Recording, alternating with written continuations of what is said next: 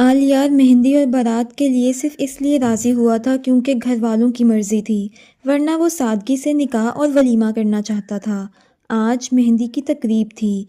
मेहंदी पर आलियार ने सबको सख्ती से नाच गाने से मना किया हुआ था क्योंकि उसे ये सब पसंद नहीं था। रस्मों और हल्के फुल्के हल्ले गुल्ले के बाद मेहंदी की तकरीब भी इख्तिताम को पहुंची। दूसरी तरफ रायान और अबीर की दोस्ती का भी आगाज़ हो चुका था। दोनों अब एक दूसरे से थोड़ी बहुत बातें करना शुरू हो चुके थे और रायान की भरपूर कोशिश होती थी कि अबीर के जहन में मस्बत सोचें लाए, जिसमें वो काफ़ी हद तक कामयाब भी हो रहा था। और अबीर को भी उसकी दोस्ती अच्छी लग रही थी क्योंकि हमज़ा के बाद रायान दूसरा शख्स था जिससे बात करके अबीर को सुकून महसूस होता था। आलियार को मुसलसल धमकियां मिल रही थीं क्योंकि अकरम मलिक को जल्द फांसी होने वाली थी और उसके घर वाले हर मुमकिन कोशिश कर रहे थे कि अकरम मलिक फांसी के फंदे से बच जाए। वो आलियार पर दबाव डाल रहे थे, मगर आलियार भी किसी से डरने वाला नहीं था। वो अगर किसी रास्ते पर डट जाता था तो डटा ही रहता था। इस बार भी वो टस से मस नहीं हो रहा था और ना ही उन रईसजादों के आगे बिक रहा था, लेकिन आज उसे बेचैनी हो रही थी, शायद इसलिए कि अब एक और ज़िंदगी उसके साथ जुड़ चुकी थी। अपने ख्यालात को झटक कर वो रायान के पास आया और उसके कमरे का दरवाज़ा खटखटाया। आ जाएं। रायान ड्रेसिंग टेबल के सामने खड़ा बाल बना रहा था, मगर अंदर आने वाले शख्स को देखकर उसके हाथ वहीं थम गए और वो गुस्से से पलटा। यार तेरा दिमाग ख़राब है, ये तू किस हुलिये में घूम रहा है? रायान का इशारा उसके ट्राउज़र शर्ट की तरफ था। दिमाग बिल्कुल ठीक है मेरा, आलियार ने उससे घूरा। लग तो नहीं रहा। वैसे वक्त देखा है तूने क्या हो रहा है?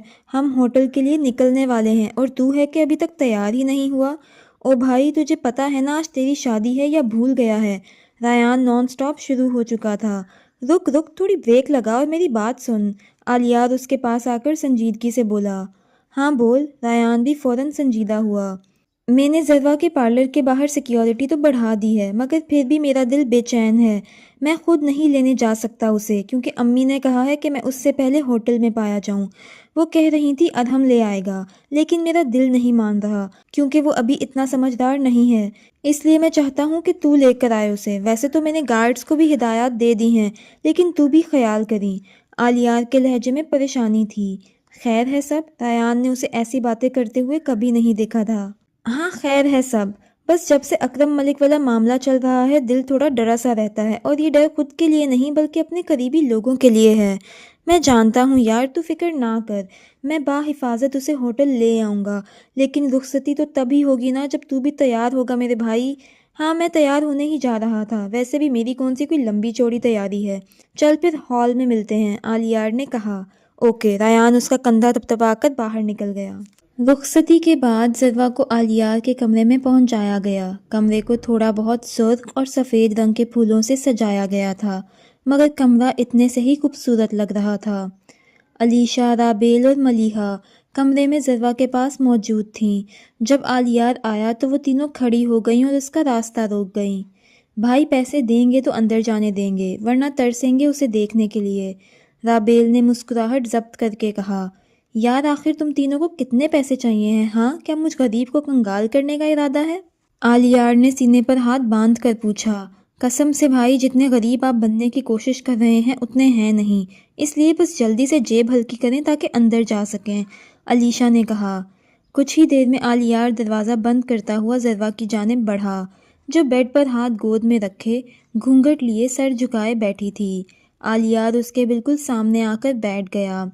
ज़रवा के हाथ कांप रहे थे और वो उसके हाथों की कपकपाहट वाज़िया तौर पर महसूस कर सकता था। आलियार के चेहरे पर एक जानदार मुस्कुराहट आई। फिर उसने आहिस्तगी से ज़रवा का घूंघट उठाया और नरमी से ठोड़ी पकड़कर उसका चेहरा ऊपर किया। आलियार के इतने करीब होने की वजह से उसके चेहरे पर पसीना आ रहा था और उसका दिल तेज़ रफ्तार से धड़क रहा था। ज़रवा, आलियार ने पुकारा। जी। उसकी नज़रें झुकी हुई थीं। मेरी तरफ देख कर जवाब दो, आलियार ने घूरा।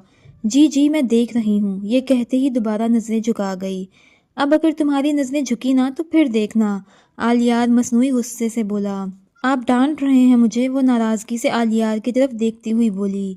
ارے یار، میں کیوں ڈانٹوں گا تمہیں؟ میں تو بس یہ چاہتا ہوں کہ تم کم از کم آج کے دن تو نیچے دیکھنے کی بجائے میری طرف دیکھو۔ وہ اس کی تھوڑی سے ہاتھ ہٹاتا ہوا بولا۔ آلیار نے تھوڑا جھک کر سائڈ ٹیبل کے دراز سے ایک ڈبہ نکالا جس میں ڈائمنڈ کا ایک ڈیسنٹ سا نیکلس تھا۔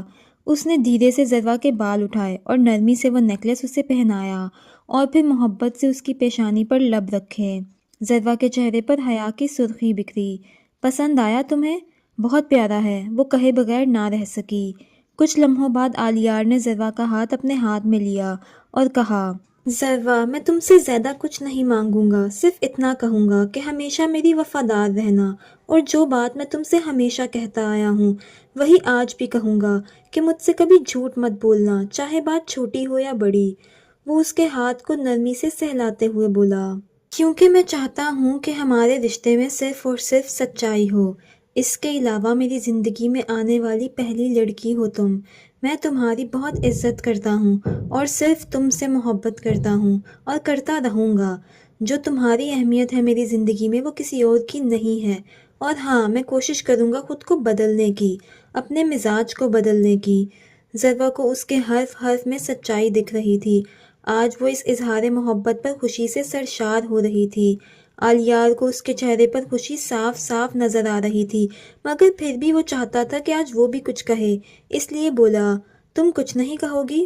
مجھے صرف آپ کا اعتبار چاہیے۔ میں چاہتی ہوں چاہے زندگی میں جیسے مرضی حالات آئیں، آپ صرف مجھ پر اعتبار کریں۔ عورت کے لیے مرد کی محبت سے بھی زیادہ اہم چیز یہ ہوتی ہے کہ اس کا محرم اس کی عزت کرے، اس کا احترام کرے اور اس کا اعتبار کرے۔ آپ کریں گے نا مجھ پر بھروسہ؟ ذرا نے بہت مان سے پوچھا اور آلیار نے اس کا مان نہیں توڑا۔ میں وعدہ کرتا ہوں ذرا کہ میں ہمیشہ تم پر یقین کروں گا۔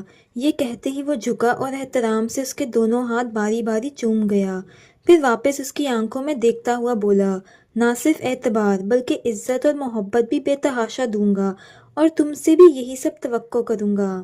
ذرا بس حیرانی سے آلیار کو دیکھ رہی تھی۔ آج اس کے دل میں آلیار کے لیے احترام مزید بڑھ گیا تھا۔ ذرا، جی، میری ایک خواہش رہی تھی کہ میں اپنی شریک حیات کے ساتھ شادی کی پہلی رات نماز ادا کروں، تو کیا تم میری یہ خواہش پوری کرو گی؟ آلیار نے پوچھا۔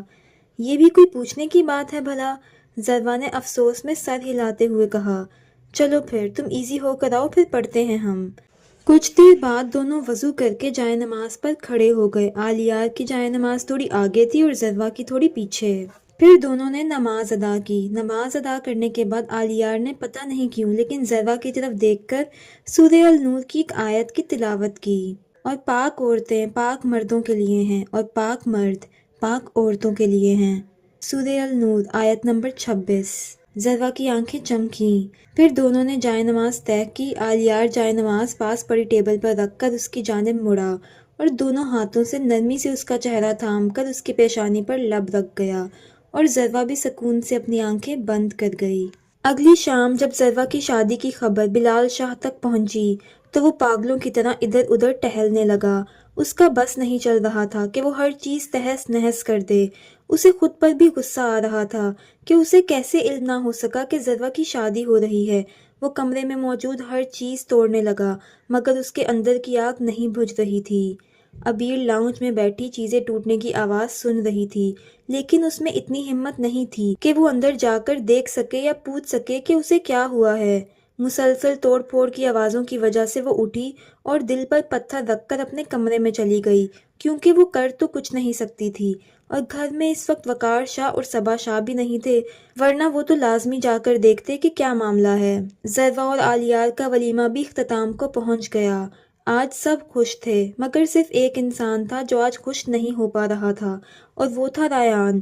اسے کچھ برا ہو جانے کا احساس ہو رہا تھا، نہ جانے کیوں اس کا دل آج بہت گھبرا رہا تھا۔ ولیمے کے بعد سب گھر آ کر اپنے اپنے کمروں میں چلے گئے۔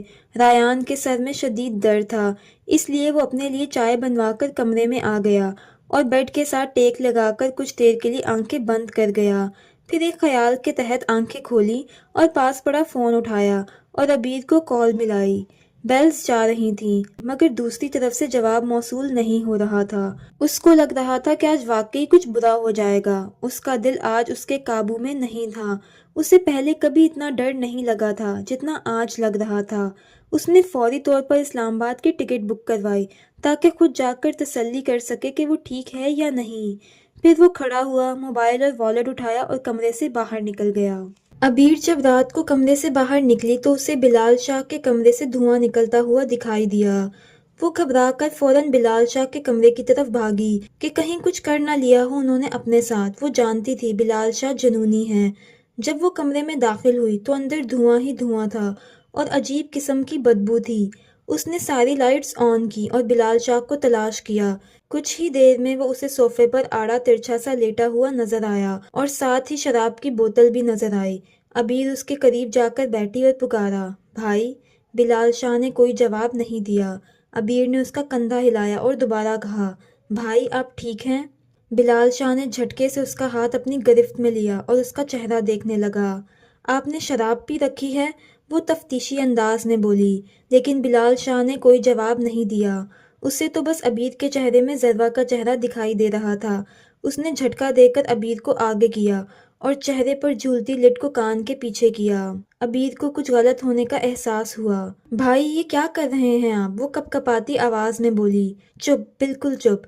وہ عبیر کے منہ پر انگلی رکھ گیا۔ چھوڑیں میرا بازو، آپ ہوش میں نہیں ہیں، چھوڑیں، عبیر چیخ کر بولی اور اپنا آپ چھڑوانے لگی، لیکن اس کی سخت گرفت کے آگے وہ نازک جان اپنا آپ نہیں چھڑا پا رہی تھی۔ تم اس دن تو بھاگ گئی تھی ذرا، لیکن آج میں تمہیں اپنے ہاتھ سے نکلنے نہیں دوں گا۔ یہ کہتے ہی وہ لڑکھڑاتا ہوا کھڑا ہو گیا۔ کیا کہہ رہے ہیں آپ؟ ہوش کریں، میں آپ کی بہن ہوں۔ اس کی کلائی میں اب شدید درد ہونا شروع ہو گیا تھا، مگر بلال شاہ کی گرفت کم نہیں ہوئی تھی۔ پھر بلال شاہ اسے کھینچتا ہوا بیڈ کی طرف لے گیا اور اسے زور سے بیڈ پر گرایا۔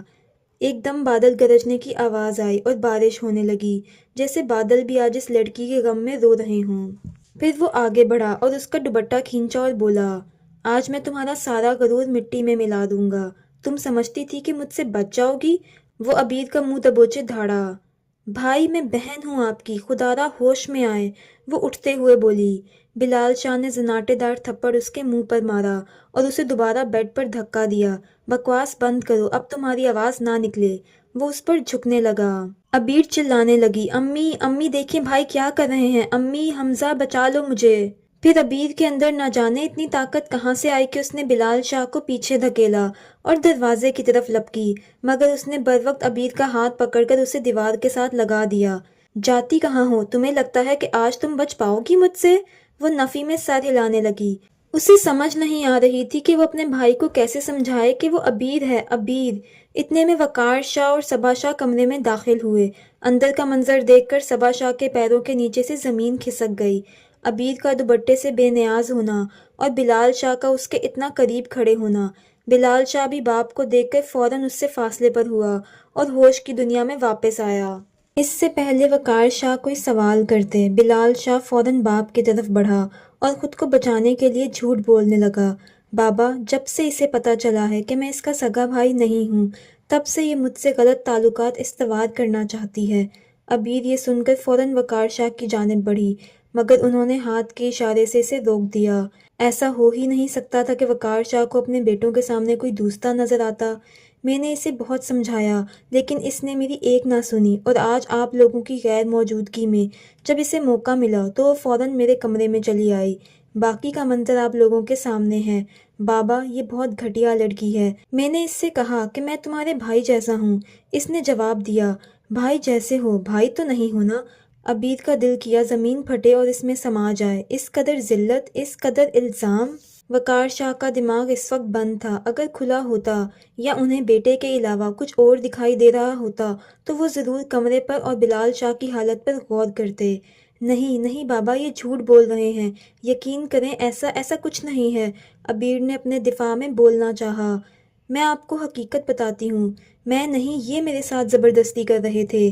اس کے یہ کہنے کی دیر تھی کہ وقار شاہ کا ہاتھ اٹھا اور اس کے چہرے پر نشان چھوڑ گیا اور بولے، گھٹیا، بدذات، اب تمہارے منہ سے میرے بیٹے کے خلاف ایک لفظ نہ نکلے، ورنہ یہ زبان کاٹ کر ہاتھ میں رکھ دوں گا۔ بابا، وہ زاروں قطار رونے لگی۔ آج ہی میں تمہیں فارغ کرتا ہوں۔ تم اب اس گھر میں نہیں رہو گی، لیکن اس سے پہلے میں تمہاری طبیعت اچھی طرح صاف کرتا ہوں تاکہ تم کوئی بھی گھٹیا قدم اٹھانے سے پہلے اس سزا کو ضرور یاد کرو۔ یہ کہتے ہی وہ عبید کو کھینچتے ہوئے لاؤنج میں لائے اور زمین پر دھکا دیا۔ اس کا سر جو پہلے ہی زخمی تھا اب دوبارہ میز کے ساتھ لگنے کی وجہ سے مزید زخمی ہو گیا۔ وقار، چھوڑ دیں میری بیٹی کو، وہ ایسی نہیں ہے، آپ اس کی پوری بات تو سن لیں، صبا شاہ تڑپ کر بولی، مگر وقار شاہ کچھ بھی سننے کو تیار نہیں تھے۔ دیکھتے ہی دیکھتے انہوں نے عبید کو مارنا شروع کر دیا۔ صبا شاہ ان کے پاؤں پڑ گئیں اور منتیں کرنے لگیں، مگر وہ ان کی ایک نہ سن رہے تھے اور بولے، بلال، اسے ہٹاؤ میرے پاس سے۔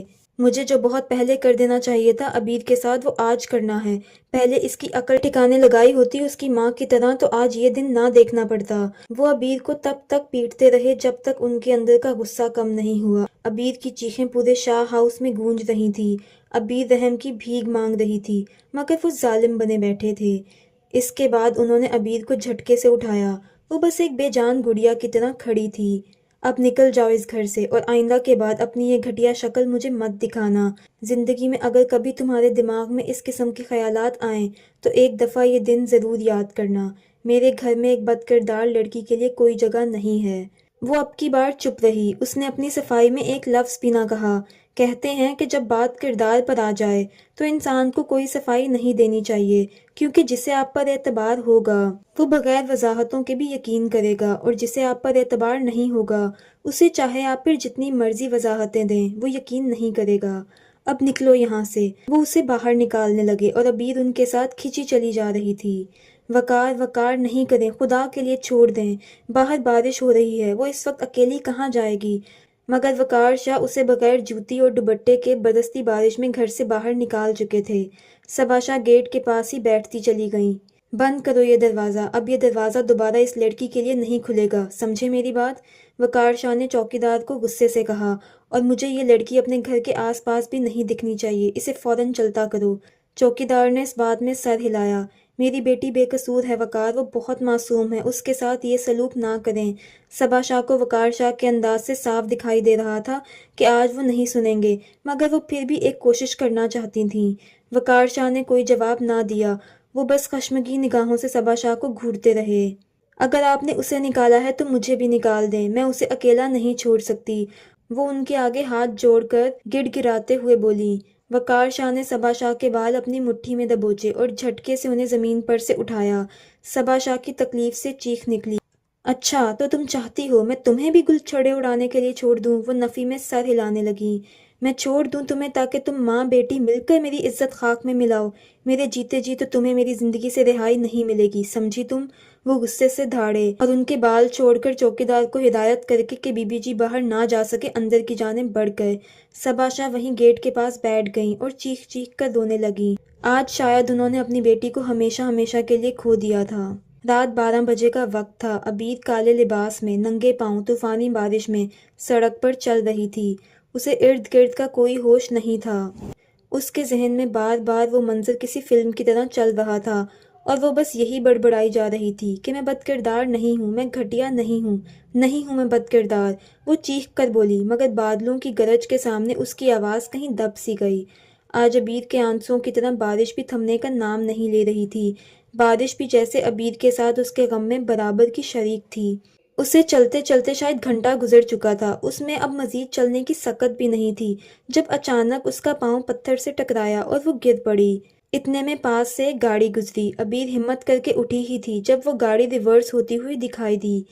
اس گاڑی کو ریورس ہوتا دیکھ کر اس نے ارد گرد نگاہ دوڑائی، جہاں خالی سڑکوں اور گھنے درختوں کے سوا کچھ نہیں تھا۔